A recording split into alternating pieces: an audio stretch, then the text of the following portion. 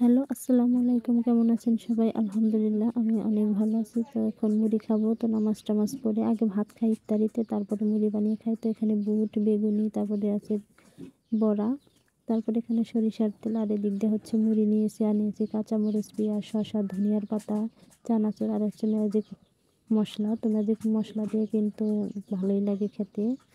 তো এখন সুন্দর করে এখন হাত দিয়ে ভালো করে কষলিয়ে ডলে তারপরে একদম সব কিছুতে মাখিয়ে তারপরে একদম সুন্দর করে তারপরে মুড়িগুলা দিয়ে একদম হাতে মাখিয়ে বড়া বুট দিয়ে তারপরে বেগুনি দিয়ে করলে কিন্তু সেই রকম লাগে মুড়ি খেতে।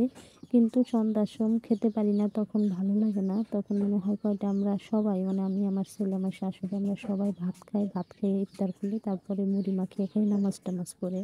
তো আমাদের মতো কে কে সন্ধ্যার সময় ভাত খান অবশ্যই কমেন্ট করে জানাবেন। আমার কাছে আগে ভাতই ভালো লাগে, তারপরে মুড়ি পরে খাই।